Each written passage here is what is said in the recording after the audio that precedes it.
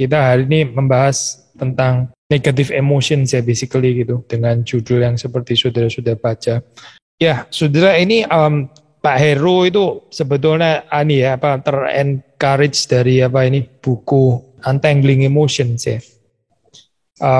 Dan di dalam salah satu bab ya, kita membicarakan dengan so-called feel bad negative emotions yang seringkali kalau dari perspektif yang idealis seperti kayak nggak ada tempat gitu di dalam kehidupan orang Kristen, tapi kita membaca di dalam Alkitab justru sebaliknya.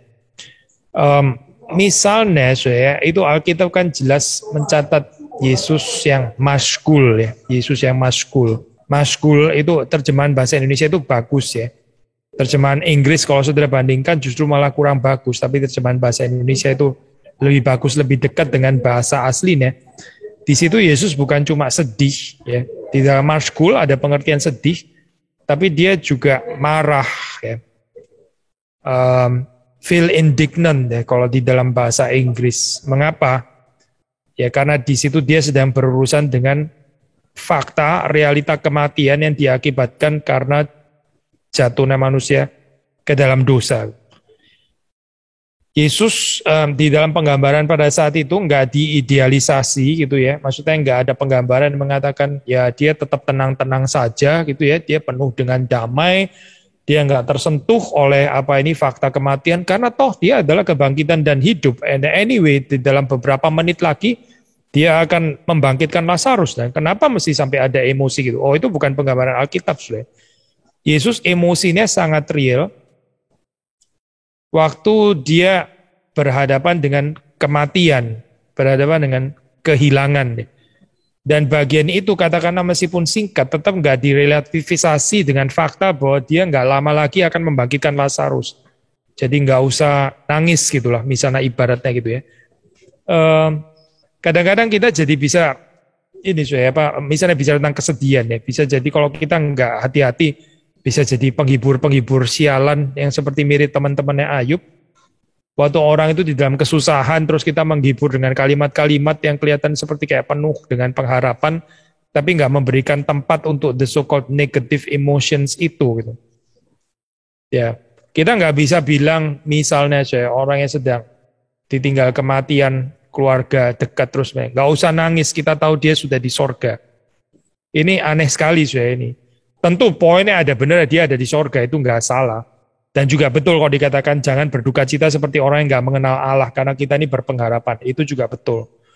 Tapi nggak usah nangis, nggak usah maskul atau apa gitu ya. Karena sebentar lagi toh kamu tahu kamu akan membangkitkan Lazarus kan gitu. Saudara lihat ya, Tuhan Yesus tidak demikian. Ini nggak usah tunggu sampai kedatangan Yesus kembali ya untuk kita, atau nggak usah tunggu sampai kita mati berjumpa dengan orang-orang yang kita kasih. Yesus ini sebetulnya cuma hitungan menit itu, dia membangkitkan Lazarus itu dia cuma hitungan menit. Tapi di dalam hitungan menit pun dia itu waktu berkonfrontasi dengan kematian ya itu. Itulah itu dia kita melihat di dalam gambaran hatinya yang maskul itu ya. Dia ada cinta dan dia masuk ke dalam kehidupan manusia itu seperti saudara dan saya. Satu-satunya beda itu adalah dia tidak berdosa. Bukan karena dia nggak punya perasaan manusia, bukan saudara. Itu bukan gambaran Tuhan Yesus yang di dalam Alkitab. Jadi saudara melihat di sini ya, di dalam gambaran ini seringkali di dalam kehidupan atau spiritualitas Kristen seperti kita nggak ya kayak kurang ada tempat kepada the so-called negative emotions tadi ya. Tadi apa yang paling tinggi by the way saudara sebut tadi apa? Perasaan negatif apa? Remind me tadi apa? Fear dan apa? Guilt. Oh guilt ya, guilt dan fear. Ya itu memang betul. Dua ini kan juga dianggap sebagai negative emotions ya. Maksudnya kalau kita bicara tentang positive emotions kita bisa ngomong tentang sukacita gitu ya, damai sejahtera gitu kan ya. Itu positive emotions lah ya. Tapi kayak guilt lalu terus kemudian fear atau anger, grief, sadness, kesedihan dan sebagainya. Ini sebetulnya ada tempatnya nggak sih di dalam kehidupan Kristen? Saudara kita mesti melihat seperti ini ya. Kita kalau cuma membicarakan model kekristenan kita mesti selalu bersuka cita, mengucap syukur atau apa, selalu kuat dan ya nggak ada tempat untuk being vulnerable, nggak ada tempat untuk sedih, nggak ada tempat untuk marah, nggak ada tempat untuk malu, nggak ada tempat untuk apa tadi takut ya, nggak ada tempat untuk guilt misalnya. Ya, mari kita membicarakan ini ya, saya bahwa kita kalau justru nggak ada ini ya, justru malah bisa keliru. Nah, penulis ini misalnya memberikan contoh ya, kalau kita di dalam dunia ini berurusan dengan atau kita terekspos dengan ketidakadilan. Justru kalau kita nggak marah, kalau kita merasa tetap damai sejahtera, kita ini orang bermasalah actually gitu. Kita ini pasti orang Kristen yang bermasalah. Bagaimana di hadapan ketidakadilan kita bisa tetap bersyukur gitu ya, sukacita, ya aneh lah, sudah aneh itu. Itu justru yang benar itu adalah waktu kita menyatakan so-called negative emotions itu kan. Waktu kita salah jatuh dalam dosa ya. It's just correct kalau kita ada guilt sudah. Sudah bisa mengerti kan maksudnya? Kalau orang jatuh dalam dosa, dia nggak ada perasaan guilt sama sekali. Ini orang masalah loh sebetulnya gitu. Terus dia menghibur dengan kalimat teologis yang nggak apa-apa kan dosa semua sudah diampuni oleh Kristus, nggak perlu dong ada rasa bersalah lagi. Apain mesti ada guilt? Kan sudah diampuni semuanya, bahkan sudah ditutup semuanya. Yang belum saya lakukan pun juga sudah ditutup oleh Tuhan kok dosanya. Nggak perlu lagi ada guilt gitu. Ya sudah kita nggak usah bicara teologis ya. Bicara teologis ya pasti salah kan, sudah tahu ya. Tapi kita ketemu orang kayak gini aja sebel kan ya. Ada orang yang jatuhin barang ya, apalagi barang saudara gitu misalnya, sampai pecah. Terus kemudian dia bilang ya saya nggak merasa guilt loh di sini, karena menurut saya ini negative emotions. Terus saudara malah kepingin bikin dia berasa guilty kali ya. Ini orang kok nggak bener ya, sudah mecahin barang saya, dia bilang nggak usah punya rasa guilt lagi gitu. Maksudnya adalah gini ada saat yang tepat di mana kita itu justru perlu rasa guilt. Kalau nggak ada rasa guilt, kita bermasalah spiritualitasnya. Ada saat-saat di mana kita itu harusnya feel angry, ada kemarahan. Justru kalau kita nggak marah, kita kayaknya nggak betul-betul mengerti apa itu ketidakadilan. Justru malah salah kalau kita nggak merasa gitu ya, atau nggak merasa yang seperti apa itu respons yang tepat terhadap keadaan tertentu. Ya ini kutipan dari C.S. Lewis ya, saya bacakan. Ini kalimat yang indah. Dia bilang seperti ini, to love at all is to be vulnerable. Love anything and your heart will be wrung and possibly broken. If you want to make sure of keeping it intact, you must give it to no one. Not even an animal. Wrap it carefully round with hobbies and little luxuries. Avoid all entanglements. Lock it up safe in the casket or coffin of your selfishness. But in that casket, safe, dark, motionless, airless, it will change. It will not be broken. It will become unbreakable, impenetrable, irredeemable. Ya, panjang ya saya kutipannya. Saya terjemahkan bebas saya. Mencintai itu membuat orang itu rapuh, rentan gitu. Kalau kita mencintai, ya itu akan membuat kita itu jadi ada kemungkinan bisa ada broken, ya bisa patah hati, bisa sedih, bisa ada sorrow, bisa terluka. Nah, kalau kita nggak mau terluka, kalau kita mau selalu utuh, ya sudah jangan memberi hatimu kepada siapa saja. Gak usah, bahkan kepada binatang pun juga jangan gitu maksudnya ya. Itu aman, tapi dia mengatakan ya sudah itu seperti kayak ditaruh di dalam peti. Peti apa saya? Peti keegoisan. Taruh aja di dalam peti keegoisan. Di dalam peti itu ya safe sih, aman. Ya, tapi juga gelap, nggak ada gerakan, nggak ada udara. Itu nggak akan patah hati di sana. Kalau ditaruh di dalam peti keegoisan nggak akan ada patah hati di sana. Itu nggak akan breakable, nggak ada yang bisa mematahkan. Tapi juga nggak penetrable juga, nggak ada yang bisa masuk juga. Dan yang paling sedih, yang paling ngenes itu adalah juga nggak bisa ditebus, nggak bisa dirubah ini hati yang seperti ini. So Ya, maksudnya C.S. Lewis itu simply mengatakan ya, waktu kita mencintai itu kita membuka diri kita itu untuk negative emotions ini pasti. Kita bisa jadi terluka, kita bisa jadi sedih, kita bisa termasuk juga bisa ada disappointment, ya disgust dan sebagainya ya. Termasuk juga benci, jealous, ya semuanya gitu ya. Apa nggak ada tempat saya untuk apa so-called negative emotion seperti ini? Ya penulis ini mengatakan perhatikan bahkan Allah sendiri ya demikian mencintai dunia. Dia itu sampai kehilangan ya anak yang dikasihinya. Anak yang dikasihinya itu mati di atas kayu salib. Allah yang kita percaya itu adalah Allah yang mencintai, bahkan yang ya to certain extent kita bisa bicara dia menjadikan dirinya juga vulnerable. Vulnerable bukan di dalam pengertian dia jadi kayak nggak maha kuasa lagi. Vulnerable dan maha kuasa itu nggak berbenturan, cuy. Tapi kalau saudara mengerti kemahakuasaan Allah tanpa ada aspek vulnerable sama sekali, nah saya pikir kita konsep maha kuasanya itu bukan konsep ini ya, bukan konsep Alkitab, tapi lebih mirip Yunani, punya filsafat gitu. So, kita lihat Yesus Kristus ya menjadi manusia ya, dia dilukai bahkan sampai mati di atas kayu salib. Vulnerability itu jelas sekali digambarkan di dalam kehidupan Yesus Kristus ya. Maha kuasa yang perkasa itu, yang maha kasih. Jadi saya, waktu kita bicara di dalam kehidupan ini ya, kita bisa ada terluka, kita bisa ada benci, ada sorrow, duka cita, grief, dan sebagainya. Ya, ini adalah semuanya memang hal yang nggak menyenangkan ya. Kita bukan mau mengidealisasikan ini, bukan. Ini tetap remain negative emotions ya, betul, negative emotions.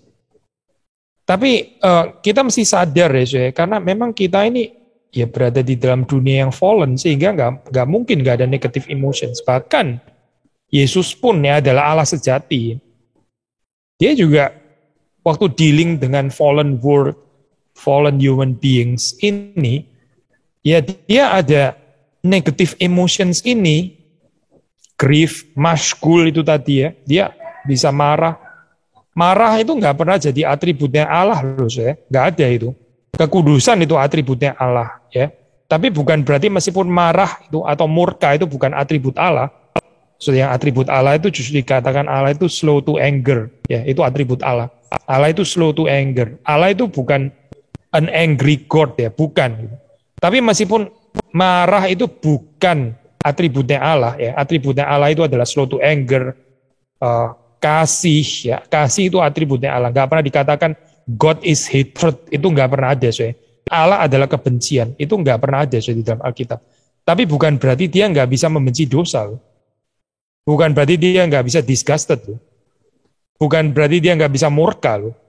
Despite itu, negatif itu ya, emotions itu bukan atribut Allah. Betul, memang bukan. Tetapi bukan berarti terus dia nggak bisa benci, nggak bisa jealous, nggak bisa murka gitu ya. Kenapa saya? Ya karena ini sedang berurusan dengan dunia yang sudah jatuh. Maka saya kita ini perlu ya untuk mengerti apa sih yang baik, atau kalau mau pakai istilah lebih paradoks, apa sih yang positif dengan negatif emotions ini ya. Apa yang positif dengan emosi negatif ini ya? Apa yang baik dengan negatif emosi? Negatif emosi nggak selalu harus negatif atau nggak harus selalu buruk. Justru sekali lagi ya, kita yang hidup di dalam dunia berdosa yang sudah jatuh ini, kita justru malah aneh kalau nggak ada reaksi negatif emosi sama sekali. Gitu. Kita bicara satu saja lah, sukacita gitu misalnya. Kalau kita melihat teman yang kita kasih, sahabat yang kita kasih, dia sedang berduka, lalu kita sukacita gitu. Alangkah, ya bukan cuma nggak proper lagi ya, kita bukan bilang nggak tepat. Tapi kalau kita sebagai sahabat, kita bisa bersuka cita, sementara sahabat kita yang lain itu berduka cita. Gitu. Tapi kita tetap tertawa-tertawa. I think kita bukan orang baik-baik ya, ini orang jahat namanya, sudah pasti bukan sahabat. Nah, saudara bisa melihat di sini eh, negatif emosi itu sekali lagi ya, bisa merupakan respons yang tepat gitu dalam saat-saat tertentu. Kita kalau melihat violence, kita kalau melihat kekerasan, ya kita harus merasa ini ya Pak, marah, jijik, sebel. Kita waktu melihat injustice, ketidakadilan ya, apalagi ketidakadilan yang secara pongah dinyatakan semena-mena gitu ya di dalam kecongkaan. Ya kalau kita mencintai orang-orang yang menderita karena ketidakadilan, kita harusnya marah, bukan marah kepada orang yang menderita itu tentunya. Tapi kita marah dengan keadaan seperti ini. Kita marah juga dengan orang yang menyalahgunakan power untuk menindas orang yang lemah dan sebagainya. Justru kalau kita nggak marah, malah aneh. So ini ada spiritualitas yang ngawur di dalam kehidupan kita. Waktu kita nggak merasa berduka, ya, ketika kehilangan orang sahabat kita atau anggota keluarga kita, tapi kita nggak berduka, itu bukan ekspresi pengharapan, saya bukan. Itu perhaps menyatakan bahwa orang ini nggak mencintai sebetulnya. Makanya dia juga nggak keluar air mata waktu ditinggal mati sama anggota keluarganya, alias mungkin orang egois gitu. Kalau dia mencintai, nggak mungkin dia nggak masyghul hatinya gitu. Yesus saja masyghul. Padahal sekali lagi ya, urusan Lazarus mati, itu kan cuma beberapa menit saja. Habis itu kan mau dibangkitin oleh Yesus. Tapi itu pun, di dalam saat itu pun ya, Yesus masyghul hatinya.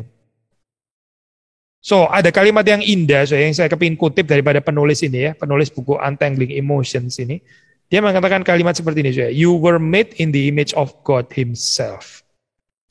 That means you were made to see the world as He sees it, to respond as He responds, to hate what He hates, and to be bothered by what brings Him displeasure. Saya terjemahin bebas ya.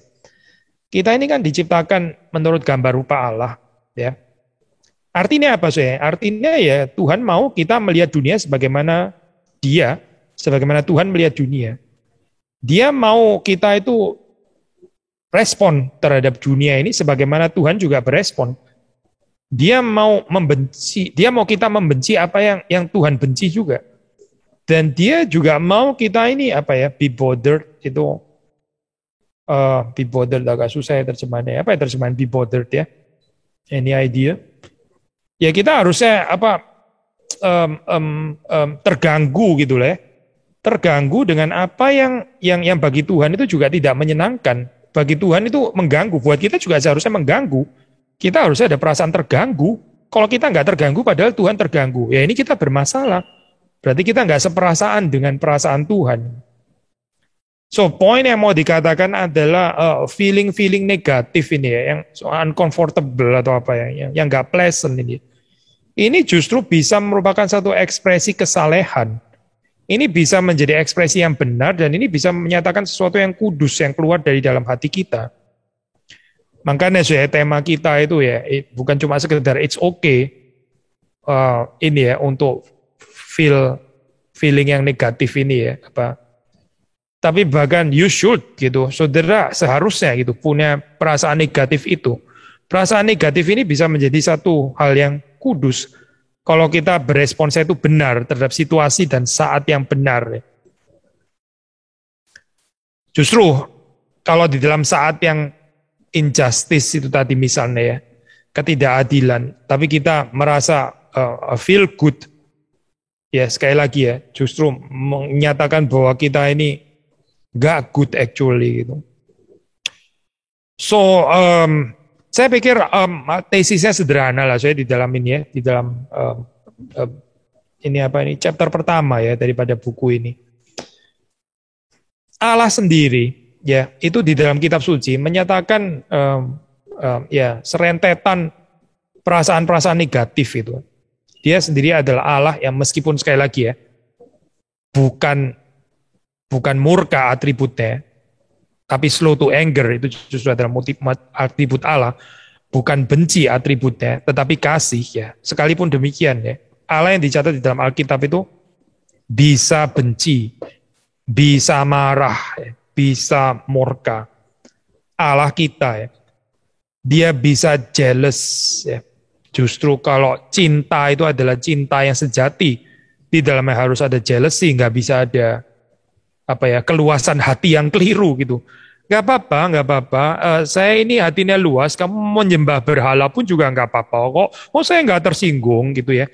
Atau kalau untuk orang yang menikah, nggak apa-apa, hati saya ini luas, kamu mau tidur sama laki-laki lain atau perempuan lain nggak apa-apa juga. Kenapa? Karena saya ini luas hati. Ya ngawur lah, saya ngawur gitu.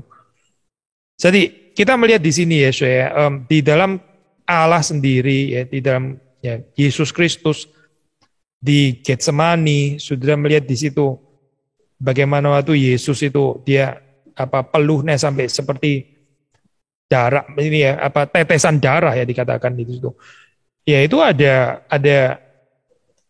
berbagai macam emosi negatif di situ ya, sorrow ya, seperti mau mati rasanya, ketersendirian ya, ada dread ya, anguish, agony of the soul ya, itu semua campur jadi satu ya di Getsemani gitu. Menyatakan bahwa dia itu truly humans, dia itu truly manusia, manusia sejati ya. Dan saudara perhatikan, Tuhan juga memakai emosi-emosi negatif ini untuk pengudusan emosi kita. Bukan cuma emosi-emosi positif. Sekali lagi ya, bukan cuma emosi positif seperti joyful, terus kemudian damai sejahtera, peaceful gitu misalnya. Bukan hanya emosi-emosi positif itu, tapi juga emosi negatif ini dipakai Tuhan untuk menguduskan kita, untuk membentuk kita semakin menyerupai Kristus ya. Karena dunia kita ini adalah dunia yang rusak, dunia yang damage ya, ada disorder. Maka wajar ya, waktu orang punya perasaan seperti perasaan Kristus, itu dia juga ada disgust, ada muak ya, dia ada dia annoyed, dia bisa marah dan sebagainya. It's just correct kan? Ya memang dunia ada dunia yang menjengkelkan gitu. So, poinnya adalah waktu kita di dalam kehidupan ini ya, saudara kadang-kadang di dalam terapi atau seperti kayak diajak berpikir positif, bukan cuma berpikir positif, tapi juga beremosi positif. Karena itu bukan ajaran Kristen, saya bukan gitu. Tentu, to be fair, kita harus bisa membedakan juga ya antara grief misalnya, grief atau duka cita. Ada duka cita yang karena kita mencintai, maka ada duka cita waktu itu hilang, atau duka cita selfish, duka cita kekanak-kanaan, ya tentulah ada gitu. Saya bukan mengatakan semua negative emotion ini semuanya jadi positif, bukan. Marah, ya tentu ada marah yang karnal, ada marah kedagingan, tentu saja gitu. Ada kemarahan yang ngawur, kemarahan yang dari bukan kemarahan suci, tapi kemarahan di dalam keberdosaan kita. Ya tentu ada gitu. Ini bukan sedang mau membenarkan pokoknya semua marah jadi oke. Tentu ada guilty feeling yang keliru. Betul, perasaan guilt yang sebetulnya Tuhan sudah mengampuni, tapi kita tetap nggak mau mengampuni diri. Akhirnya guilty terus ya. Ya ini nggak memuliakan Tuhan. Tentu ada guilt yang keliru. Tentu ada fear yang keliru. Tapi poin yang kita mau katakan adalah so-called negative emotions itu nggak melulu selalu harus negatif. Negative emotions itu kalau merespon sesuatu yang memang nggak berkenan di hadapan Tuhan, itu can be sesuatu yang termasuk experience yang deeply Christian. Ini bisa menjadi satu pengalaman Kristen yang justru baik gitu. Kalau kita bisa merasakan seperti Tuhan juga merasakan. Jadi kita memang betul kita harus bisa differentiate ya, harus bisa membedakan. Kapan kita guilt-nya benar, kapan kita guilt-nya nggak benar, kapan kita fear-nya benar, kapan kita fear nggak benar, kapan kita marah benar, kapan kita marahnya itu kedagingan, harus bisa membedakan. Memang gitu ya di dalam hal ini gitu. Dan selama kita pasti berada di dalam dunia yang jatuh ini, maksudnya dunia yang rusak ini ya, kita akan selalu masih perlu negatif emotion ini termasuk di dalam pengertian ini ya, Pak. Tentu di dalam pengertian terutama yang secara kudus ya. Tapi ini bukan selama-lamanya. Suatu saat eskatologis ya, kalau kita berjumpa dengan Tuhan ya, Alkitab jelas mengatakan, nggak ada lagi air mata, nggak ada. Di sorga nggak ada lagi ya, tempat tuh grief itu nggak ada. Holy grief juga ya nggak relevan juga di sana. Dikatakan di sana air mata semua dihapus. Tapi selama kita berada di dalam dunia, ya kita masih berurusan dengan emosi-emosi negatif ini. Bahkan juga sekali lagi harus ya. Tapi ini bukan selama-lamanya, suatu saat waktu kita berjumpa dengan Kristus, ini semua akan dihentikan. Ini semua sudah nggak relevan lagi. Karena kita akan berada di langit dan bumi yang baru nanti. Di mana kita nggak perlu lagi marah-marah, di mana kita nggak perlu lagi ada disgust, muak, ya. Di mana kita lagi nggak perlu lagi untuk murka, nggak perlu lagi untuk sedih, ya, seperti mau mati rasanya, nggak perlu, nggak relevan lagi. Karena kita sudah berada bersama dengan Kristus di sorga. Ya, bagian selama kita di dalam dunia, ya mari kita bergumul, mari kita minta kepada Tuhan, ya bukan untuk mendapatkan negatif emosi ini, bukan, tapi untuk memiliki perasaan seperti perasaan Kristus. Kiranya Tuhan memberkati saudara-saudari sekalian. Ya. Pak Pendeta Billy, apakah semua negatif emotion itu adalah akibat dari dosa? Jadi gini ya, apa itu negatif emotion kan kita bagi dua ya, negatif emotion yang benar-benar negatif, maksudnya yang karnal, yang kedagingan, marah pada orang yang salah gitu misalnya ya, atau negatif emotion yang kudus ya. Ini negatifnya jadi tanda kutip seperti tadi kita sudah jelaskan. Nah ini yang saudara maksud di situ dalam pertanyaan itu yang mana? Apakah ini negatif emotion yang kudus atau negative emotion yang karnal gitu. Itu mesti dibedakan dulu gitu. Nah, kalau negative emotion yang tidak kudus, yang karnal, ya tentu karena dosa. Kita dosa-dosa kita juga. Kita marah secara membabi buta gitu misalnya ya. Marah yang nggak proporsional. Ya itu karena akibat dosa kita. Kita nggak kudus, maka kita marahnya juga nggak kudus. Nah, tapi kalau negative emotion yang kudus misalnya ya, marah terhadap ketidakadilan, misalnya begitu ya. Apakah itu akibat dosa? Ya, akibat dosa dalam pengertian ini, mungkin istilahnya lebih cocok, ini respons terhadap kejatuhan, respons terhadap dosa yang ada di dalam dunia. Jadi bukan karena saudara yang berdosa, tapi saudara sedang merespons dosa yang ada di dalam dunia, gitu kan ya? Maksudnya waktu terjadi ketidakadilan, penindasan daripada orang-orang yang lemah, selalu yang dikorbankan selalu orang-orang kecil gitu. Selalu kita menjadi marah karena itu ya. Ya kita marah juga terhadap dosa, betul, nggak salah gitu. Ada kaitannya dengan dosa, tapi dosa kan bukan dosanya kita gitu kan ya. Tapi dosa yang ada di dalam dunia itu yang menyebabkan kita marah. Ya, hopefully jelas ya. Untuk clear lebih lanjut ya, tadi Pak Billy kan bilang di langit dan bumi baru nanti tidak ada air mata, tidak ada anger, tidak ada grief. Berarti kan di awal penciptaan sebelum Adam dan Hawa jatuh ke dalam dosa itu juga tidak ada ya? Iya, sebelum jatuh dalam dosa kita nggak relevan bicara ini ya. Tuhan juga nggak ada murka, nggak ada memang di situ gitu. Meskipun itu tentu state yang masih state yang masih perlu disempurnakan, itu clear lah ya. Itu bukan paradise, itu bukan gitu, tapi state yang tetap ada eskatologinya, betul gitu. Jadi kita bisa berkata negative emotion adalah hanya di dalam realm yang sudah fallen, bukan atau depression, tapi walaupun ini di dalam realm yang yang fallen, ini pun juga bisa positif, bisa negatif. Betul, ya, betul. Pertanyaan yang kedua, tadi kan sudah dikatakan negatif emotion itu ada tempatnya ya, seperti anger, seperti grief, karena kita lihat Tuhan juga memiliki anger gitu, berespons secara angry terhadap dosa. Nah, bagaimana dengan beberapa yang kita lihat itu sepertinya tidak ada di dalam Tuhan Yesus, misalnya negative emotion seperti depresi atau apatis, apakah ada tempat di dalam Christian life? Ya gini, saya masih ingat ya beberapa waktu lalu ya kita itu ada membahas tentang ini kan ya, di khotbah KU1 kayaknya tentang kekhawatiran gitu. Terus kemudian sepertinya kayak ada satu tendensi untuk meridim kekhawatiran gitu, kayak ada holy kekhawatiran gitu. Saudara, saya pikir kita mesti jelas ya, ada negatif emosi tertentu yang nggak bisa ditebus gitu. Ya misalnya itu ya, tadi Pak Heru bilang depresi dan sebagainya gitu, atau self pity gitu misalnya ya, atau apa ya, nggak mungkin kita bisa menebus itu ya. Ada holy self pity, nggak ada holy self pity, nggak pernah ada gitu. Holy anger bisa ada, holy grief ada, Tapi holy selfishness, nggak mungkin ada, nggak ada itu. Selfishness nggak pernah ada tempatnya gitu. Itu negatif yang akan selalu negatif, yang nggak ada redemptionnya gitu.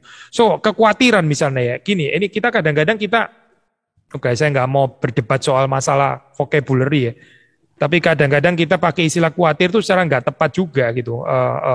Alkitab itu menggambarkan kekhawatiran itu benar-benar negatif. Jadi kita jangan melunakkan gambaran negatifnya Alkitab tentang kekhawatiran, terus dengan menciptakan ada semacam kayak apa ya, kekhawatiran yang benar atau apa ya.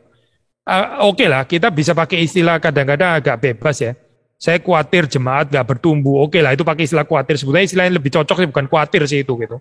Khawatir gak pernah benar lah. Soalnya secara istilah kalau dipakai Alkitab itu sebetulnya selalu negatif gitu. Gak ada holy worry itu gak ada saya. Holy anxiety itu nggak pernah ada, secara istilah itu nggak ada gitu. So poinnya adalah akan selalu ada negative emotions yang nggak pernah bisa ditebus gitu. Dan kita masih jelas ya bagian ini juga gitu. Sehingga ya jangan ngelantur sampai semuanya jadi ada positifnya gitu. Ada yang nggak bisa gitu, memang. Nah sekarang kita coba masuk ke beberapa pertanyaan tentang respon ya. Pak Billy, kita juga bisa berespon, kita sebagai yang menghadapi maupun juga kita yang berespon kepada orang yang bereaksi negatif. Nah, saya mulai dengan mungkin dari sisi kita yang mengalami begitu. Nah, bagaimana cara marah yang benar? Apakah cara mengungkapkan deliver kemarahan dengan benar, misalnya emosi sudah meluap, banting pintu, berkata kasar, pecahin barang, bahkan sampai harus kutukin orang, mestinya harus dihindarkan. Nah, kalau saya coba tambahkan ya, sebagai parents itu ada satu teori parenting, kalau anak marah-marah itu jangan langsung ditahan, tapi biarkan dia keluarkan dulu. Nanti tunggu dia sudah selesai luapannya, baru parents masuk begitu. Nah, bagaimana tanggapan Pak Billy? Ya gini ya, saya waktu kita marah ya, kita mesti bisa membedakan kita ini marahnya karena kita yang tertusuk, terluka, atau ini mencoret-coret muka kita, atau gitulah maksudnya yang ke arah sana, atau kita benar-benar marah itu demi kebaikannya orang yang kita katakan marah kepadanya gitu. Saya marah kepada anak gitu misalnya, marah kepada anak bisa karena saya yang terganggu, anak ini bikin saya naik pitam gitu misalnya. Atau saya sebetulnya dari sisi saya bisa tahan deh. Saya bisa tahan, ini bukan tentang saya, bukan urusan saya offended atau apa. Tapi anak ini kita mesti marah gitu, demi kebaikannya gitu. Nah itu marah yang lebih bersih ya di dalam ini. Karena nggak ada sangkut paut dengan kita gitu. Betul-betul untuk membangun dia gitu. Maksudnya dari sisi kita sebetulnya kita sih oke-oke aja, nggak marah juga nggak apa-apa gitu. Karena kita juga ini kok bukan terluka bagaimana gitu misalnya ya. Tapi kita tahu di dalam keadaan ini kita perlu marah untuk dia di dalam hal ini. Bukan marah karena demi emosi saya supaya satisfied gitu ibaratnya ya. Dengan melampiaskan kemarahan, bukan. Tapi saya marah ini demi pertumbuhannya dia gitu. Nah kalau seperti itu saya, ya marah saja gitu. Justru perlu marah kali. Supaya dia belajar gitu. Tentunya di dalam ya, keadaannya memang layak untuk marah, bukan berarti sedikit-sedikit kita marah, bukan. Itu dia perlukan, jadi kita motivasinya itu lebih bersih gitu dalam hal ini. Bukan demi saya, bukan demi kita, tapi memang ini ya, untuk orang yang kita cintai itu. Justru karena kita mencintai, makanya kita marah gitu. Jika menutup diri untuk berelasi menimbulkan kesepian, bukankah langkah terbaik adalah meresikokan diri untuk terluka? Mengapa banyak anak muda tidak berani? Saya setuju sekali, betul sekali, couldn't agree more. Benar. Saudara harus merisikokan diri untuk terbuka dan bersamaan dengan itu juga ada kemungkinan karena vulnerable bisa dilukai dan sebagainya gitu. Ya, ini mengapa banyak anak muda tidak berani? Ya itu tadi ingatlah katanya C.S. Lewis tadi ya. Jangan memasukkan ke dalam coffin peti selfishness itu tadi ya. Memang nggak ada luka di sana, nggak ada apa, tapi saudara juga tersendiri di sana dan kayaknya irredeemable gitu seperti dikatakan Lewis ya. So lebih baik kita beresiko dengan berelasi. Di dalam relasi bisa ada gesekan, ada bisa saling melukai. Tapi the good news kan kita ada cinta, kita kan ada pengampunan di dalam Kristus. Jadi itu mungkin itu. Tuhan juga mendewasakan kita juga melalui perasaan-perasaan dilukai dan melukai itu bukan berarti ini in itself benar ya, bukan. Tapi Tuhan juga pakai ini untuk mendewasakan kita ya. Saudara kalau ketemunya dengan orang-orang yang nggak pernah melukai saudara, I don't think saudara punya kesabaran yang teruji loh. I don't think kita punya cinta kasih yang teruji. Tapi kalau saudara ada teman yang bisa melukai saudara, tapi saudara bisa tetap mengasihi dia, nah itu baru kita bicara tentang ini orang mateng, ini orang yang mature. Karena dia bukan cuma bergaul dengan orang-orang yang menyenangkan dia, tapi dia juga bisa mencintai orang-orang yang bahkan melukai dia dan sebagainya. Itu bikin kita jadi lebih dewasa di dalam Kristus. Jadi ya betul sekali. Mungkin mereka berpikir itu easier option, padahal itu more deadly option ya, Pak Bill. Bagaimana cara yang sehat untuk menghadapi ortu yang suka guilt tripping? Kami punya accord untuk saling menegur dan saya tegur ortu jika itu terjadi apakah sudah benar. Ini mungkin since ini konteksnya juga pemuda ya, bukan hanya ortu yang suka guilt tripping, tapi juga pacar yang suka guilt tripping juga bisa ada ya. Ya saudara, guilt tripping itu sesuatu yang nggak tepat lah saya, itu kayak selalu ya nggak gimana ya saya, suruh orang yang guilty sendiri, suruh orang yang confess sendiri, suruh orang yang bertanggung jawab sendiri, semuanya cuci tangan dan sebagainya. Dia bentuk ketidakdewasaan. Saya setuju dengan saudara ya. Kalau saudara diperlakukan seperti ini, ada kemungkinan ya saudara tegur gitu. Saudara harus bicara bahwa ini nggak tepat gitu ya. Maksudnya orang yang suka melakukan guilt tripping, siapapun dia, orang itu harus bertumbuh gitu ya, bertumbuh menjadi dewasa. Karena orang yang suka melakukan guilt tripping itu kanak-kanak. Maaf ya, saya nggak bicara orang tua saudara, siapapun lah ini gitu. Orang yang suka melakukan guilt tripping itu adalah orang-orang yang sendirinya itu nggak mau responsibel dan mungkin ada certain self righteousness juga, dan ya itu seperti kayak seolah-olah kalau mau mendidik orang berubah itu seperti harus selalu dengan menusuk atau bagaimana gitu ya, supaya lebih mujarab atau bagaimana. Intinya worldview-nya bermasalah lah pasti saya. Kita pernah ada ini kan, ada tanya jawab kalau saudara masih ingat ya, nyentuh aspek ini juga guilt tripping, ada yang tanya gitu. Tapi begini saya, ini kan hidup ini kan tentang kesaksian ya. Nah saudara sendiri bagaimana gitu? Saudara nggak suka kan dilakukan guilt tripping, tapi apakah saudara sendiri juga guilt tripping? Karena gini loh saya, kadang-kadang orang itu bisa berpikir sebelum saya dibully, saya bully duluan gitu. Loh, nggak ada kesaksian dong kayak begini. Nggak ada, ya gimana ya saya? Itu saudara masih menyaksikan bahwa saudara itu bahwa saudara muak dengan guilt tripping, yaitu dengan saudara nggak melakukan guilt tripping terhadap orang lain gitu. Ya ini jalan salib saudara, ini painful gitu. Karena mungkin untuk kita adalah cara yang lebih baik adalah yang dengan berdebat lah atau apa gitu ya. Tapi saya tetap percaya kesaksian itu ya, ini jalan salib itu melalui kesaksian. Kalau saudara nggak suka di guilt tripping, ini kan khotbah di bukit ya. Khotbah di bukit mengatakan kamu melakukan apa yang orang lain tuh kamu ingin melakukan kepadamu gitu. Tidak mengenai positif maksudnya. Saudara waktu melihat ini orang lain yang bersalah, sebetulnya katakanlah secara legitimate saudara bisa mempersalahkan ya. Tapi saudara justru bukan mempersalahkan. Saudara bukan saja tidak guilt tripping, tapi saudara cover kesalahannya orang lain. Wah itu luar biasa saudara, itu beautiful gitu. Yesus kan melakukan itu ya di atas kayu salib gitu. Bukan saja tidak guilt tripping, tapi mengambil guilt-nya manusia di dalam dirinya. Dosanya lah maksudnya dalam hal ini ya, kutukan dosa itu dia tanggung. Dia mengatakan, ya Bapak, ampunilah mereka. Mereka tidak tahu apa yang mereka perbuat. Gak bisa lebih kontras lagi daripada guilt tripping. Itu covering namanya. Lawan katanya guilt tripping itu bukan tidak guilt tripping, terlalu pasif kalau untuk perspektif Kristen. Lawan katanya guilt tripping itu adalah cover kesalahannya orang lain. Itu betul-betul baru lawan katanya. Ya kita minta kekuatan dari Tuhan ya, supaya kita bisa seperti Yesus Kristus. Berarti dapat dikatakan emosi negatif yang kita miliki harus selaras dengan Tuhan. Nah, saya mau coba langsung kaitkan dengan satu pertanyaan yang minggu lalu ya. Emosi yang negatif adalah hal yang tidak menyenangkan waktu kita mengalami.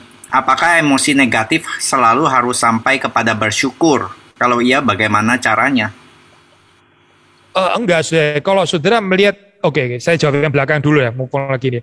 Kalau saudara melihat negatif emosi harus diakhiri dengan ucapan syukur, berarti saudara masih berpikir emosi negatif itu nggak bisa positif, nggak bisa good, nggak bisa holy, selalu akan negatif. Dan karena itu selalu harus diridim untuk jadi ke joy lah, ucapan syukur lah, damai sejahtera atau apa. Coba gini deh, kita balik lagi deh ke Yesus Kristus yang tadi. Waktu Yesus maskul, itu kan ada sedihnya, ada marahnya. Terus setelah dia bangkitin Lazarus, apa sih gitu? Terus dia cancel gitu perasaannya sebelumnya. Dia bilang, apa misalnya gitu ya, ini nggak ada sih di kitab suci ya, ini ngawur lah ini cerita ini. Terus dia bilang, sorry ya, yang tadi maskul itu seharusnya nggak perlu sih gitu. Sekarang kayak gini ya, saya juga jadi bisa lebih sukacita setelah Lazarus bangkit. Kan absurd ya saya cerita kayak gini. Itu maskulnya Yesus tuh nggak perlu diridim, karena itu beautiful in itself. Gak usah ada ucapan syukur lagi, gak usah ada. Memang dia harus maskul di sana gitu. Intinya adalah selaras dengan emosi Tuhan. Betul, itu intinya gitu. Kalau Tuhan marah ya kita marah. Kalau Tuhan sabar kita sabar. Kalau Tuhan mencintai kita mencintai. Kalau Tuhan disgust ya kita juga disgust. Itu berarti orang yang emosinya itu seperti saudara katakan di sini selaras dengan Tuhan. Dan kita ada buktinya juga di Alkitab, Pak Billy, bahwa memang ada Mazmur-Mazmur yang without resolution ya. Misalnya Mazmur 88 atau 39 yang nggak ada resolutionnya. Jadi ditutup dengan tanpa resolution.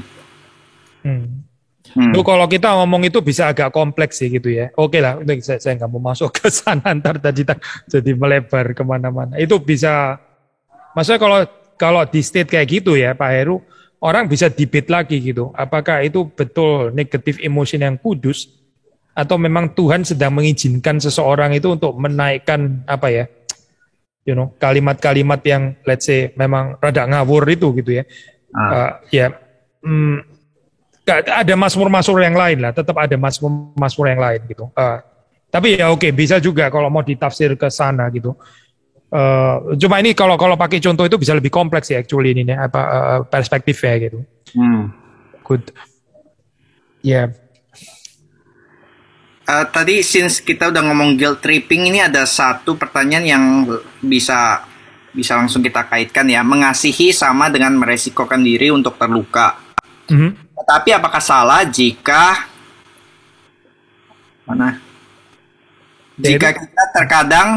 jika terkadang kita merasa seakan-akan dimanfaatkan oleh orang lain?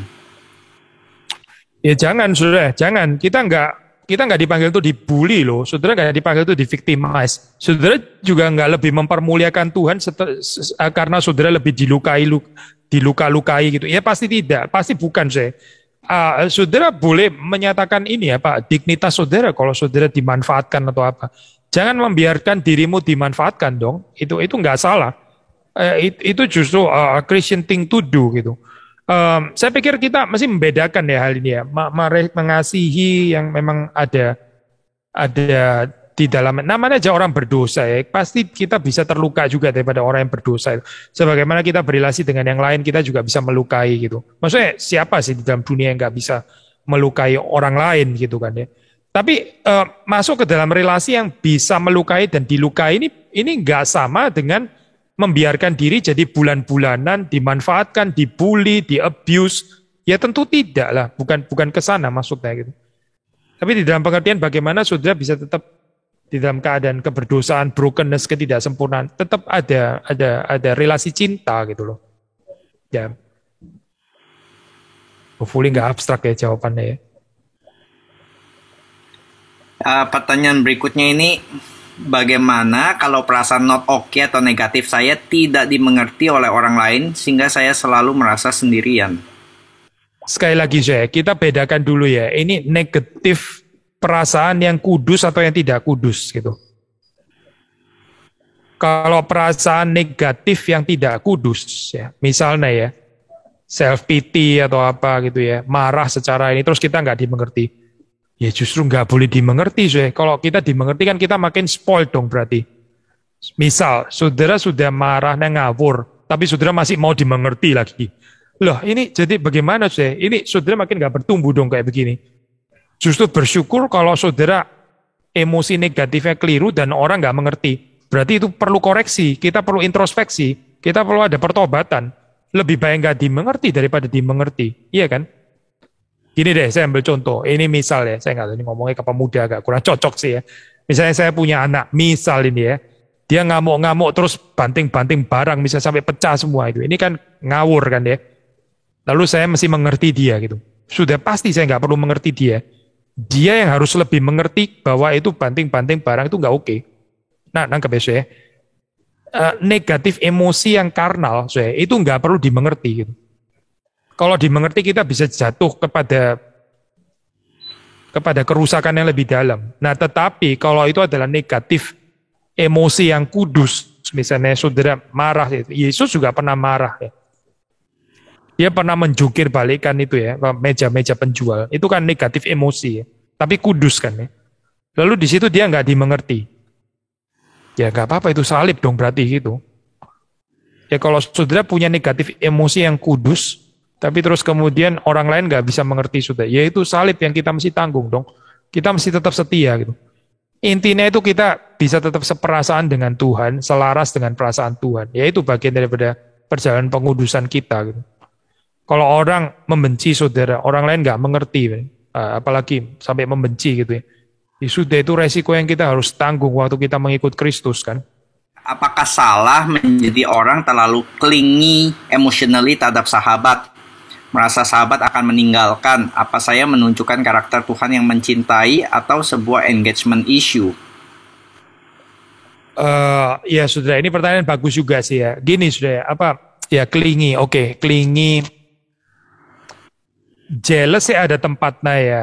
Jealous tentu ada tempatnya gitu, di dalam covenantal relationship yang sehat gitu. Tapi kalau kita sampai obsesif, posesif, nggak memberikan space kepada pasangan kita gitu ya. Terus kita dependentnya itu, ini either laki atau perempuan lah terserah ya. Dependentnya itu demikian rupa sampai kita ini akhirnya seperti kayak nggak bisa sendirian. Terus mulai masuk kepada ekspektasi-ekspektasi yang unrealistic dan annoying. Wah ya ini masalah lah sudah. Ini betul masalah kalau seperti ini gitu. Tapi kalau kebutuhan kebergantungannya sehat, ya can be beautiful. Maksudnya gini loh, saya justru di dalam, saya tafsir di dalam konteks pacaran lah misalnya gitu ya, atau even suami istri misalnya gitu ya. Suami istri yang sehat ya kalau sehat dia ada certain kebergantungan gitu. Kalimat ini ya, kalimat yang sering keluar di lagu romantis itu ya, bisa ada bener ya. I cannot live without you. Bisa ada benernya, bisa ada positif ya. Kalau kita menempatkan di dalam konteks yang proporsional gitu ya. Bukan pemberhalaan tentu maksudnya. Tapi di dalam pengertian in a sense kita itu depend juga dengan pasangan kita. Itu sesuatu yang beautiful. Nah kalau saudara mengertinya clingy di dalam pengertian ini ya. Saya nggak tahu clingy ini saudara tafsirnya lebih ke negatif atau ke positif gitu. Tapi perasaan dibutuhkan dan membutuhkan kan can be beautiful kan. Coba seseorang masuk di dalam kehidupan persahabatan, apalagi pacaran suami istri. Terus kemudian kita ngomongnya kalimat, lu ini actually redundant sih di dalam hidup saya. Maksudnya, lu boleh ada, boleh nggak ada. Lu nggak ada pun saya bisa kerja sendiri kok. Lah, kalau gitu yang ngapain nikah? Kalau gitu ngapain pacaran coba kayak gitu. Kan menyakitkan ya kalimat. Bukan cuma menyakitkan, itu ngawur sih. Itu pengertian ngawur terhadap covenantal relationship gitu. So kalau saudara mengerti di dalam pengertian ini ya, depending di dalam pengertian yang sehat seperti ini, I think ada tempatnya. Lalu kita bagaimana bisa membedakan? Ya itu tadi lah sudah, maksudnya sudah mesti bisa menyediakan space juga untuk orang lain. Orang lain itu juga perlu space, sudah nggak bisa cekik dia sampai mesti 24/7 ngikutin, ada di sisimu, ada mengikutin, selalu harus ngerti saudara terus, tapi saudara nggak pernah ngerti kesulitan orang lain. Ya ini masalah, berarti kita ini nggak bertumbuh dong seperti ini. Ya, hopefully Tuhan kasih bijaksana ya, kita bisa membedakan gitu. Kalau Pak Yadi pernah kasih ilustrasi itu, teman itu kayak pasir ya. Kalau coba digenggam erat-erat, dia malah keluar dari sela-sela tangan. Apakah salah ketika kita marah atau kesal, tetapi malah reda sendirinya? Bahkan orang yang jadi penyebab kita marah, kesal nggak sampai tahu, karena merasa nggak yakin menjelaskannya, pun tidak memberi solusi lebih baik. Gini sudah, itu nggak oke lah, nggak terlalu penting, mungkin nggak terlalu relevan juga ya penyebabnya itu. tahu atau nggak tahu. Ya, tapi saudara sendiri itu kan konsentrasinya satu-satu lah ya. Saudara itu layak marah atau enggak gitu lah. Maksudnya saudara waktu marah itu kita marahnya kesalnya itu kesal ngikutin emosinya Tuhan atau tidak. Let's kita konsentrasi di situ aja lah ya. Whether orangnya tahu nggak tahu, tapi itu agak isu agak belakangan lah gitu. Yang lebih penting itu adalah apakah waktu saudara marah kesal itu saudara marah dan kesal bersama dengan Tuhan ya. Karena gini saudara, kalau saudara mau make sure bahwa dia mesti tahu ya bahwa saya marah. Nah ini biasanya model kayak gini nih rada kedagingan sih gitu. Dia tahu nggak tahu itu bukan urusan saya gitu. Itu urusan Tuhan. Apakah Tuhan mau merubah dia atau tidak gitu ya. Dia mau belajar atau tidak, kita serahkan dalam tangan Tuhan. Tapi kalau saudara perlu marah, dan Tuhan sedang marah, ya saudara marah saja gitu. Bersama dengan Tuhan maksudnya ya. I think kita lebih di sana lah ya. Ini kan bicara pinjam misalnya patong ya, pengudusan emosi yaitu. Kita merasa seperti perasaan Tuhan. Intinya di situ lah. Nggak usah ditambahi dengan matriks yang complicated sekali. Apakah, kalau dia nggak tahu saya marah jadi agak sia-sia ya. Better saya marah sampai dia tahu bahwa saya sedang marah. Jangan sampai dia nggak tahu kalau saya sedang marah. Itu bisa bikin saya lebih marah lagi. Akhirnya kalau saya masih marah lagi karena dia nggak tahu kalau saya marah. Waduh, rumit sekali kayak gini ya. Jadi rumit sekali akhirnya gitu. Lebih baik ya marah bersama Tuhan atau tidak. Itu aja gitu. Ini nih. Oke. Pak Billy, ini nggak ada di slide itu, tapi saya rasa menarik. Di dalam salah satu podcast yang saya dengar, ada kalimat mengatakan, di dalam proses mengampuni seseorang yang menyakiti kita, kita dapat mematikan orang tersebut di dalam hidup kita, atau menganggap orang tersebut sudah mati, agar semua dapat dimulai dengan clean slate. Apakah hal ini benar? Ya itu namanya cancel culture kan ini kan. Ini kan definisi cancel culture kan kayak gini nih. Ya sudah pasti tidak benar gitu. Orangnya jelas masih hidup kok. Gini loh saya, kita membedakan untuk sementara mungkin saudara belum bisa berjumpa dulu gitu ya. Oke lah, karena saudara masih perlu waktu untuk mengumpulkan kekuatan, maksudnya anugerah dari Tuhan. Saudara mau belajar apa? Oh itu saya pikir Tuhan juga bisa mengerti. Tapi kalau saudara seperti kayak tekan tombol delete gitu misalnya, orang ini saya tutup memori saya dengan orang ini saya anggap dia enggak. Itu kan cancel culture ya sebenarnya. Gak ada dukungan sama sekali loh di dalam Alkitab seperti itu kan. Justru Tuhan mungkin mau kita bertumbuh juga melalui kesulitan-kesulitan seperti itu. Ya gini aja supaya kita open ya. Siapa tahu Tuhan buka lagi kesempatan kita bisa berjumpa. Tapi kalau memang Tuhan nggak menghendaki kita berjumpa, ya sudah, ya nggak harus memaksakan berjumpa juga kan. Tapi paling nggak di dalam hati itu saudara belajar untuk mengampuni. Ya, ntar lihat aja di depan gimana. Apakah Tuhan masih memperjumpakan saudara dengan orang itu atau mungkin juga tidak, santai aja gitu. Tapi jangan ada kebencian, jangan ada grudges ini ya, kepahitan sebagainya. Nggak menolong loh kayak gitu. Bagaimana berdiskusi dengan ortu yang seringkali memancarkan emosi negatif dengan hormat. Di satu sisi sebagai anak kita selalu dianggap anak kecil di mata ortu. Asian culture ya. Iya, ini ada pergumulan sama Asian culture memang gitu ya. Memang apalagi kalau di dalam keadaan seperti ini terus kita kayak talkback dianggap kurang ajar. Memang rumit sih ini saudara. Tapi gini lah ya, ini anggaplah ini sebagai latihan saudara untuk menjadi lebih lemah lembut ya. Tapi sisi yang lain, saudara nggak dipanggil juga untuk dibully ya. Saudara juga bisa menyatakan sikap. Kalau ada sesuatu yang salah, saudara bisa mengatakan itu sesuatu yang salah. Sekali lagi ya, bukan demi saudara, tapi demi pertobatan orang tua itu juga. Saya ngomong kalimat ini bukan untuk mengencourage saudara kurang ajar pada orang tua ya, bukan gitu. Tapi saudara bisa bicara gitu bahwa ya enggak, ini saya assume saudara enggak baper loh ya, saya assume saudara penggambarannya itu tepat waktu saudara mengatakan orang tua seringkali memancarkan emosi negatif. Ini saya assume betul-betul memang seperti ini gitu ya. Hopefully saudara nggak salah tangkep loh itu ya saya anggaplah nggak salah tangkep. Kalau betul orang tua memang seringkali memancarkan emosi negatif, pertama saudara perlu kesabaran, kelemah lembutan. Kedua juga perlu mengingatkan bahwa terus memancarkan emosi negatif, saya assume yang karnal ya di sini ya, yaitu merusak gitu.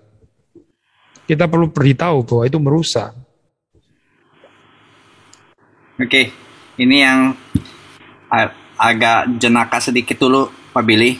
Bagaimana menghadapi teman yang tidak punya EQ? Contohnya main ke rumah terlalu lama tidak pulang-pulang. Masa kita suruh dia pulang dengan alasan karena saya capek mau istirahat? Kenapa nggak boleh ngomong kalimat kayak gitu? Saudara tahu itu George Whitefield ya. Itu George Whitefield itu seorang yang saleh ya. Sangat diberkati Tuhan, kehidupan doa dan keintimannya dengan Tuhan dan sebagainya. Dia itu tidurnya pagi. Tidur pagi tapi bangun pagi juga ya. Bangunnya itu 4.30 gitu. Dia tidurnya kalau nggak salah sekitar 8.30. Jadi dia kalau ada tamu, tamu di rumahnya, terus sudah mendekati jam 8.30, dia akan bilang kalimat gentleman, ya, orang baik-baik, orang baik-baik harus pulang ke rumahnya jam segini. Ngomong saja nggak apa-apa, sudah. Pakai stylenya George Whitefield. Saudara bilang, ini ya, kamu sudah, maaf ya, saya ada pekerjaan yang lain gitu ya. Itu orang-orang ini ya, orang-orang Puritan ya, saya pernah baca, orang-orang Metodis dan sebagainya. Itu mereka tuh sangat-sangat rapi di dalam pengaturan ya, bisa kalau orang salah ngerti dianggap seperti kayak kaku banget ya. Jadi misalnya mereka jalan ya bareng teman ngobrol mengitari taman gitu ya, let's say mengitari taman gitu ya, satu putaran. Itu mereka sudah hitung sampai sekian derajat itu ngomong apa. Derajat berikutnya, 90 derajat berikutnya ngomong apa, 90 derajat berikutnya mesti ngomongin topik ini selesai, begitu sampai 360 derajat balik ke tempat asal, sudah harus selesai ngomong. Dan setelah itu sudah nggak ada putar-putaran lagi, sudah selesai, ada urusan yang lain. Wah itu metodis sekali ya gitu, maksudnya apa? Sangat metodically ya itu orang-orang seperti itu. Tapi pernah ada zaman seperti itu sih. Kita ini kadang-kadang budayanya budaya sungkan gitu ya, budaya sungkan, orang yang nggak pulang-pulang, kita juga sungkan ngomong gitu ya. Mungkin kita bisa keliru juga loh gitu, membiarkan dia menghambur-hamburkan waktunya kita gitu. Kalau saudara mesti ngomong ya saudara ngomong gitu. Saya sendiri juga punya pengalaman kayak begini, mungkin bukan karena orang main ke rumah nggak pulang-pulang, tapi orang telepon nggak selesai-selesai. Bagaimana sih telepon nggak selesai-selesai? Apakah saudara mau trik ini? Halo, halo, halo, halo, halo, terus pencet sendiri tombol tutup gitu. Wah itu kan menipu namanya ya. Ya saudara ngomong aja gitu. Oke, sorry ya, ini saya mesti ada kerjaan yang lain. Saya percaya dia harusnya sungkan, bukan saudara yang harusnya sungkan nutup telepon. Dia harusnya sungkan. Kok ngomong nggak selesai-selesai? Padahal sudah nggak ada yang perlu dibicarakan gitu ya. Saudara ada kerjaan, ngomong aja saudara belajar ngomong gitu. Saya kalau jemaat ada telepon yang sudah lama sekali. Dan saya pikir kalau sudah tahu lama, saya juga kasih deadline. Pak, dalam 10 menit lagi, saya sudah harus ada kerjaan yang lain. Jadi, kalau misalnya belum selesai dalam 10 menit, nanti di lain kesempatan kita bisa lanjut ya Pak. Gitu. Kalau enggak, buset, bisa 3 jam itu dia. Berikutnya, Pak Billy, 2 terakhir ya, bagaimana caranya pulih untuk bisa berelasi dengan orang lain, Pak? Saudara banyak merenungkan cinta kasih Tuhan, penerimaan Tuhan, pengampunan Tuhan, ya. Apa yang Tuhan sudah kerjakan di dalam kehidupan saudara. Dari situ kita ada kekuatan meskipun kita nggak sempurna untuk bisa lebih sabar, lebih lemah lembut, lebih mengampuni, lebih mengerti orang lain. Sebagaimana kita juga diampuni, ya, diterima, dimengerti juga oleh Tuhan. So, nggak ada jalan lain gitu. Maksudnya dengan kematangan pemahaman kita tentang apa yang Tuhan sudah lakukan bagi kita. Dan saya keep ini yang terakhir, supaya ini juga boleh menjadi penutup, supaya kita yang memang punya kesulitan untuk bergerak bisa tergerak juga ya. Bagaimana jika kita punya kecenderungan sulit empati atau perasaan kita sulit tergerak? Bisa dilatih ya. Pertama saudara mesti belajar terekspos dengan penderitaan ya, dengan kesusahan, dengan sakit penyakitnya orang lain, dengan kebangkrutan orang lain. Lalu dari situ kita belajar gitu. Mungkin untuk pertama kita awkward ya, agak kikuk atau apapun istilahnya. Nggak apa-apa saudara, kita mulai dengan itu juga nggak apa-apa. Tapi saudara tahu saudara, ini kan pertanyaan yang baik. Saudara sendiri tanya seperti ini berarti saudara merasa memang saudara kurang kan di dalam hal ini ya. Itu sudah langkah yang baik, punya kesadaran bahwa kita ini kurang ya. Ya kita mulai dari situ gitu. Kita mulai dari kecanggungan atau itu tadi ya, feeling awkward atau apa. Tapi saudara bisa belajar dari situ. Empati perasaan satu hal saya, tapi juga dengan apa yang kita lakukan kan. Ada orang nangis misalnya, mungkin kita nggak bisa langsung ikut nangis bersama dengan dia. Mungkin kita lihat dia, kita jadi agak bingung. Tapi setelah itu sudah bisa tanya saja gitu, apa yang saya bisa lakukan gitu dalam saat seperti ini. Ya nanti dari situ kita belajar lah, apa mendampingi orang di dalam kesusahannya itu gimana. Buat saya sih empati, perasaan itu satu hal ya, tapi juga kelakuan itu satu hal yang lain kan. Saudara baca di dalam cerita itu ya, orang Samaria yang baik hati. Itu dia bukan cuma empati loh, dia bawa yang dirampok itu ya ke rumah sakit kan gitu. So ini juga penting saya bukan cuma menangis bersama mungkin nggak akan menyembuhkan penyakitnya dia kali ya, tapi digendong, dinaik ke keledai, terus dibawa ke rumah sakit dan sebagainya. Itu juga empati yang sangat perlu ya gitu. Maksudnya dengan tindakan nyata gitu. Poin saya adalah begini saya, kalau sudah termasuk adalah orang yang katakanlah secara emosional itu nggak bisa sampai terlalu apa ya ibaratnya ya, bukan tipe orang emosional yang bisa seperti kayak IQ tinggi lah atau apa gitu ya. Mungkin saudara bukan termasuk orang seperti itu. Nggak apa-apa juga, saudara tetap bisa mencintai kok. Saudara tetap bisa mengasihi orang lain dengan perbuatan ya, melalui perbuatan. Ya, hopefully ini menjadi apa pengalaman yang kita terus di improve ya oleh Tuhan sendiri. Bapak dalam surga, kami bersyukur untuk pemaparan dan juga berita firman Tuhan bagi kami semua ya Tuhan. Kami berdoa biarlah melalui kami bergumul di dalam emosi ya Tuhan, kami juga semakin dikuduskan emosi kami, semakin serupa dengan Kristus, dan kami boleh mencerminkan karakter-karakter Kristiani. Terima kasih ya Bapak untuk apa yang sudah kami dengar. Di dalam nama Tuhan Yesus kami berdoa dan bersyukur. Amin.